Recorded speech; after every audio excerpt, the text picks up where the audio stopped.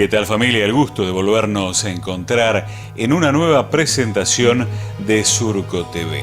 Para hoy tenemos una edición especial porque se realizó en la ciudad de Necochea la jornada de trigo y cebada, donde asistieron importantes panelistas.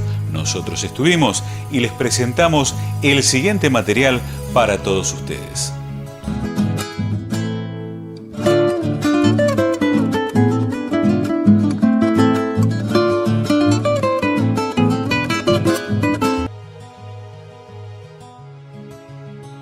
El título de la charla es los porqué de la cebada, ¿no? Entonces muchas veces les preguntan los productores, preguntan la gente involucrada, por qué la cebada tiene que tener determinadas proteínas, por qué tiene que germinar, por qué no se pueden mezclar variedades en cuanto a cebada cervecera.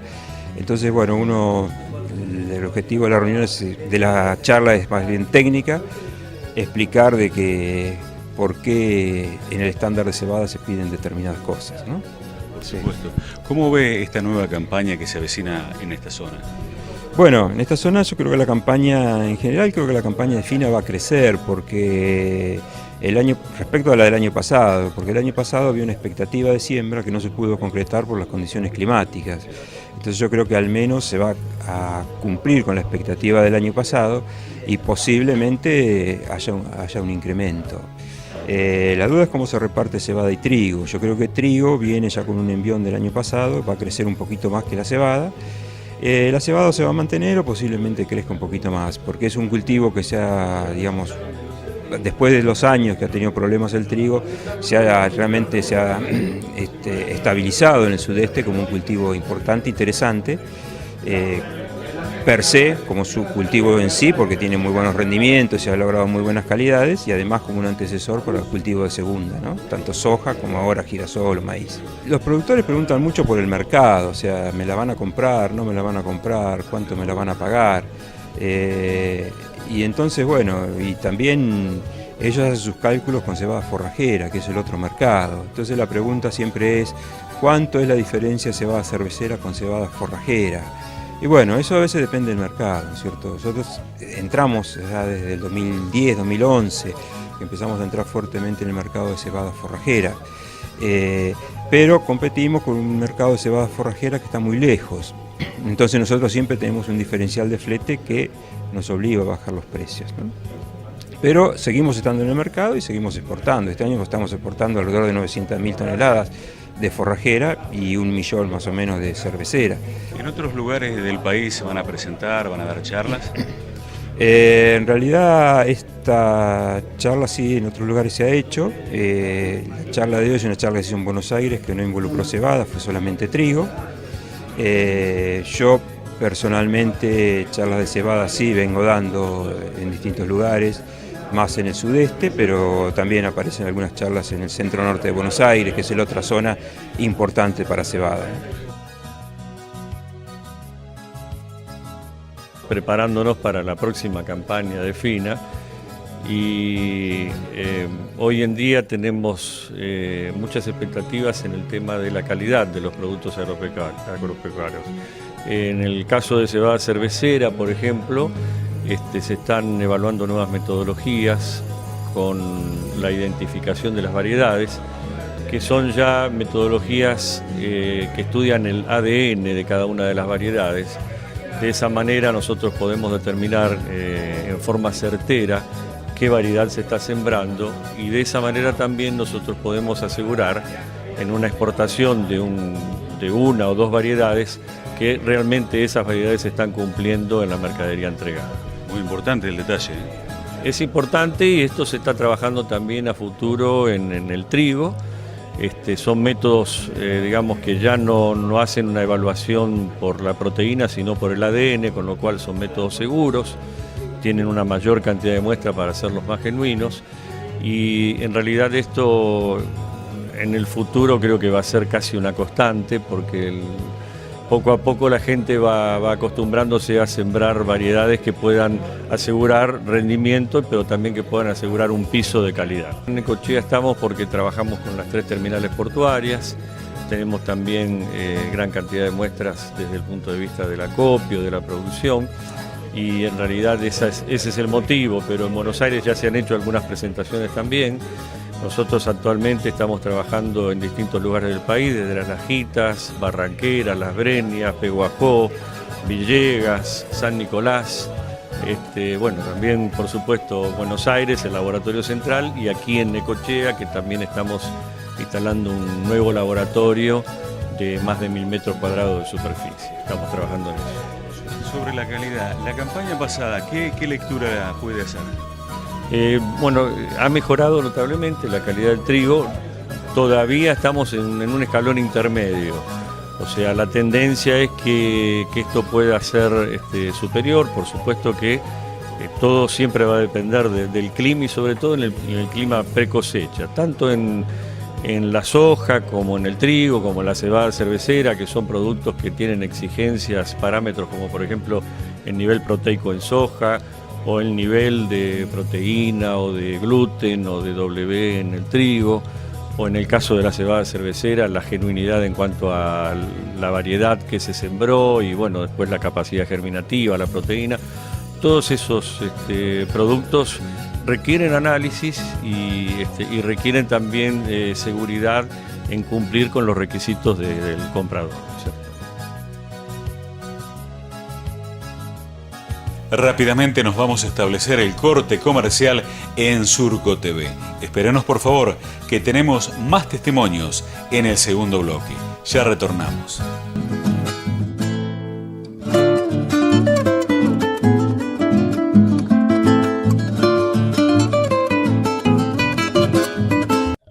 La solución está muy cerca. Software Factura Electrónica. Personaliza la factura de tu empresa o negocio. Caio.com.ar. Gráfica Zeppelin. Casa Prieto. Opción eléctrica.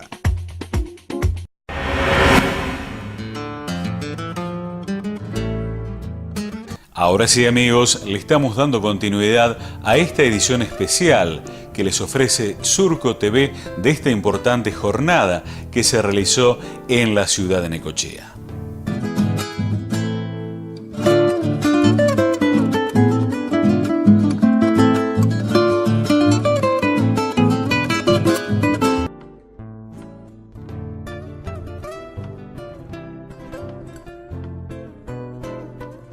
Mirá, creo que el desarrollo de la temática va a ser lo que nos ocupa a todos, que es cómo vamos a enfrentar probablemente una cosecha más importante que la que hemos tenido, y es responsabilidad de todos los eslabones que a todos les vaya bien. La virtud de uno no debería ser el fracaso de otro, debería ser una cadena virtuosa en todos los eslabones, así que vengo a plantear lo que está haciendo la molinería, cuáles son los objetivos nuestros para los próximos años, en pos de que todos también alcancen su máximo crecimiento. No estamos pasando el mejor momento en función de que se nos está haciendo difícil conseguir mercados de ultramar, pero bueno, tenemos el convencimiento que el trabajo que estamos haciendo con el Poder Ejecutivo y acá con la cadena puede llegar a ser interesante en los próximos, no digo meses, pero sí para el próximo quinquenio. En esta nueva campaña fina se habla de más trigo que el año pasado. Sí, acá están los expertos que analizan las áreas de siembra y aparentemente no solo por superficie, sino también por tecnología aplicada estaríamos teniendo un poco más, lo cual a nosotros nos posibilita también seguir dando saltos. Tenemos un plan muy atractivo que es tratar de exportar 2 millones de toneladas de harina en los próximos 2 años. Este año, después de tener los últimos 4 peores de la historia en exportación de harina, estamos intentando reposicionarnos. Los 2 millones estamos intentando alcanzarlos al final del 2018, pero bueno, para eso solo no podemos hacerlo.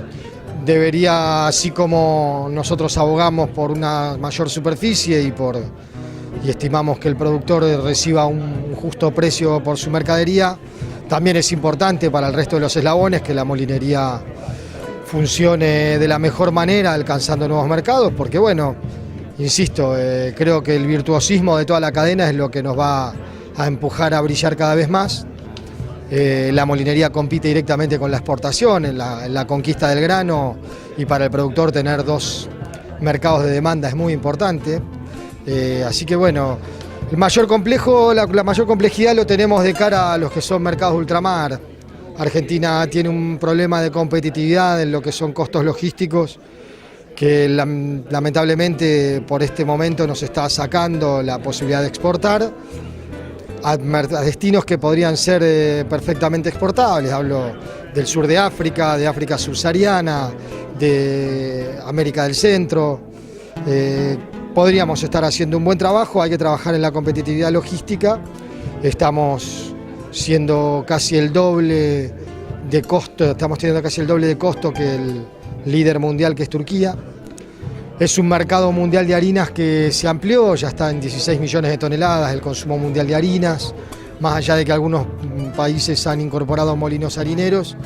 El mercado mundial cada vez es mayor, crece por encima de la tasa de crecimiento poblacional, entonces es una oportunidad que la molinería argentina no puede desaprovechar, porque sabemos que en el mercado interno más argentinos que consuman más harina va a ser difícil. Entonces, ante esa tasa de no crecimiento de consumo interno, debemos mirar al mercado externo como la oportunidad del momento, y acompañando lo que está diciendo nuestro presidente en este momento bien lejos, que quiere ser el supermercado del mundo, y me parece que los farináceos y la harina en sí mismo es un producto altamente componente de cualquier cocina, de cualquier casa del mundo. Así que estamos... Cuando el presidente dice eso, realmente nos toca de cerca y nos sentimos más que orgullosos, comprometidos en mejorar la performance de cara al futuro, pero es un trabajo que tenemos que hacer entre todos, solos va a ser difícil.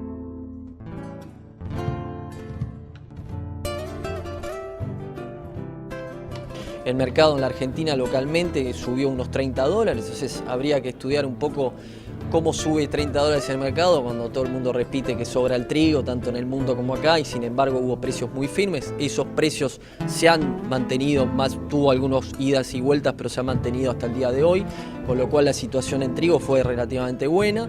En cuanto a lo que es cebada, embarques forrajeros que a mi entender estuvieron por encima de lo que uno imaginaba, precios de cebada forrajera hoy en spot realmente relativamente buenos, a nivel relativo hablo. Y después, bueno, hablar un poco de cebada cervecera, cómo está la situación ahora y cómo viene para el año que viene. Y respecto a lo que se viene justamente en cara al año que viene, yo creo que lo que se puede decir objetivamente es que la situación internacional al día de hoy, si la comparás al día del año pasado, es mejor que el año pasado. ¿Por qué? Porque el año pasado internacionalmente teníamos ya por ciento 2016-2017 teníamos una producción muy por encima del consumo. Este año hay una caída de producción de los principales países exportadores. Hay que ser muy cautos porque cuando hablamos de caída de producción, el hemisferio norte todavía ni siquiera está atravesando el periodo crítico, que va a empezar más que nada en junio, con lo cual no se sabe bien qué es lo que el hemisferio norte va a producir. Pero sí hay ya caídas de área registradas. En Estados Unidos el trigo cae 12% del área, que no es menor, este año, con lo cual ya estamos viendo una estructura de stock en lo que es países exportadores menor al año pasado. Lo que fue el año, yo creo el año pasado nosotros me parece que teníamos fundamentos propios, es decir, tuvimos por suerte la quita de la retención, la quita de restricciones cuantitativas, que eran, vamos a decir, ventajas competitivas que no el resto del mundo lo tenía. Con lo cual, si vos te ponías a pensar el año pasado respecto a la escena internacional, no sé si era tan interesante sumarse a una siembra. Lo que pasa es que hubo intereses y factores propios a nuestra economía, a nuestra estructura, que hizo que era interesante. Este año me parece que el interés de sembrar viene más por el lado externo que por el lado interno, porque por el lado interno lo que sí estamos viendo es que pese a que haya precios a nivel relativo que son, a mi entender, no son malos, hoy tenemos una estructura de costos que está bastante complicada la cuestión. Cuando hoy empezás a hacer números de FINA y cuando empezás a hacer números en campo alquilado y ves la estructura, los gastos de comercialización, ves las estructuras, la parte tributiva y demás, ves que los números están muy cerrados.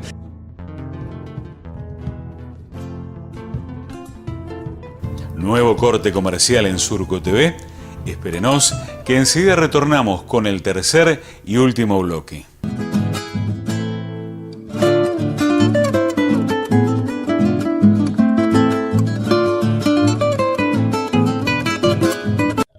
Software Factura Electrónica. Personaliza la factura de tu empresa o negocio. Ingresa ahora a www.caio.com.ar. Casa Prieto. Gráfica Zeppelin. Opción eléctrica.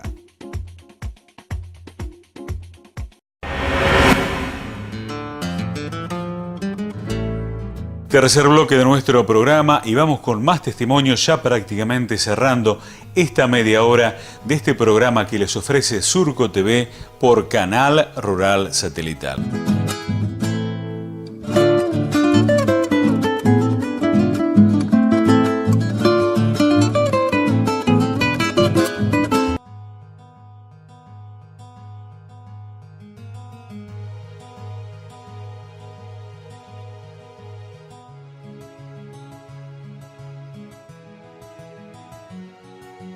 Y los precios, insisto, a nivel internacional respecto a la Argentina en dólares, no son malos. Lo que pasa es que después incide el tipo de cambio, porque el tipo de cambio también sabemos que no es el mejor, como en caso, bueno, ahora hablando de Brasil, fíjate lo que pasó ahora, pero previo a lo que se desató esta semana, hace poquito, Brasil estaba en la misma situación también, por eso el fenómeno de retención en soja que tienen los productores brasileros, y no solamente en soja, sino en maíz. Con lo cual yo tengo bastante esperanza respecto a la campaña que viene y no soy una persona de ser así esperanzado como para que la gente convencerla que tenga que sembrar o no, porque yo soy objetivo, cuando digo que el contexto es bueno lo digo, cuando es malo lo digo también. Pero me parece que hoy por hoy el contexto respecto a cómo está el mundo al nivel de almacenaje de lo que es mercadería que se va a intercambiar, está mejor que el año pasado. Y en cebada, bueno, hay una caída general de área. ¿Por qué? Porque los precios este año, con el mega cosechón que tuvo Australia tuvo un aumento de 35% de rindes este año, bueno, tanto en trigo como cebada, pero en cebada inundó el mercado, ¿no? Y eso hizo que, bueno, se sintiera. Y este año se está hablando de 10-12% de caída de área de cebada en Australia, caída de área en Canadá, caída de área en Estados Unidos, caída de área en China, que es un primer país importador, y en la Argentina, bueno, estamos hablando de una caída de un 6, 7, 8%, no sé si va a caer esa cantidad, pero bueno, pero en todo caso ahí, si vos me seguís y estoy diciendo que todos los principales países exportadores de cebada, ya sea de cervecera o forrajera, bajan sus áreas, entonces va a haber una caída de la producción, entonces con lo cual vamos a salir, no estoy diciendo que vamos a tener mercados tensos, pero por lo menos estamos yéndonos a mercados un poco más, más apretados, porque está bien hemos tenido climas en todas partes del mundo, siempre hay unos lugares donde el que me escucha, por ejemplo, en algunos lugares del país sé que están inundados, con lo cual dice, pero este tipo está diciendo que el clima fue bueno. Lo que pasa es que hay lugares en el planeta que el clima fue excelente, otros lugares y están habiendo, no soy experto en la materia, pero estoy viendo también a nivel mundial que hay cada vez más micro regionalización, ¿no? Es decir, que hay un lugar que es excelente climáticamente y a 50 kilómetros es terrorífico, ¿no? Entonces, ahora, eso no significa que en el lugar que es terrorífico significa que todo lo sea. Que le pasó a Francia este año, que fue una caída histórica de producción en volumen y en calidad, y los productores no pudieron aprovechar eso porque encima se tuvieron que masticar, perdón la palabra, malos precios, porque a ellos les fue bien, pero a ellos les fue mal, pero no al resto del mundo no les fue mal. ¿Se entiende? Sí, por supuesto. Hablabas de los números de la FINA. Para hacer una hectárea para el productor en esta nueva campaña de esta zona, aproximadamente, ¿de qué números podríamos estar hablando? Mira, a mí justamente lo estaba charlando, a mí me estaban hablando hoy a campo alquilado, por ejemplo, acá en la zona de Necochea, me estaban hablando, por ejemplo, de rindes de indiferencia, de entre 4.000 y 4.300 kilos, quizá un poco más. Yo creo que a mí los números están realmente difíciles. Si te vas a otra zona, si te vas mismo al sudoeste, no estamos lejos de ese tipo de rindes de diferencia, que es relativamente alto. Yo creo que lo que va a pasar es que se va a acudir a la expertise de cada uno y se va a ver que los costos, es decir, una vez más, los costos son los costos, pero hay costos individuales. Entonces, yo creo que se va a sembrar y se va a sembrar más y el productor va a hacer ecuaciones. Es decir, dentro de lo que es la estructura de costos, en algunos puestos, en algunos ítems de la estructura se va a tratar de trabajar un poco cada estructura del costo. Eventualmente quizás se va a tener que trabajar también el puesto alquiler también, que es un puesto en la Argentina, cuando lo comparás con otros países del mundo, el costo del alquiler representa es un porcentaje muy importante, con lo cual va a haber ajustes, ¿no? Pero sembrar se va a sembrar, porque lo que hay que entender, y eso es muy interesante, uno a veces lo escucha mucho en Brasil, y los números no cierran, va a caer tanto la producción de soja.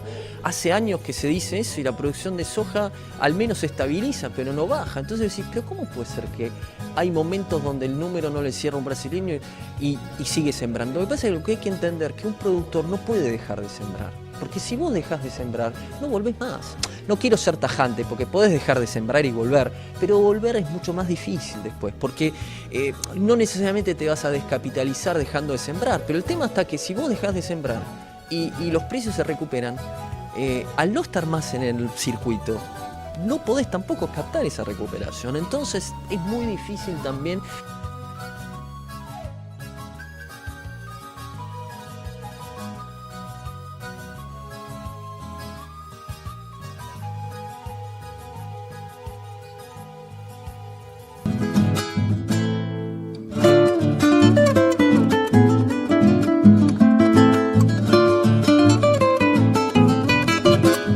Y así de esta manera, amigos, pasaron 30 minutos de esta edición especial que les ofreció Surco TV. Esperemos que haya sido de su agrado el material que les ofrecimos en esta oportunidad, porque realmente lo merecía hacer una edición especial por los panelistas que presentaron temas realmente muy importantes para nutrir a los productores de nuestra zona. La invitación es volvernos a encontrar dentro de 7 días con más Surco TV y por Canal Rural Satelital, que es, a ver cómo lo dicen en casa, es el primer canal de la tierra.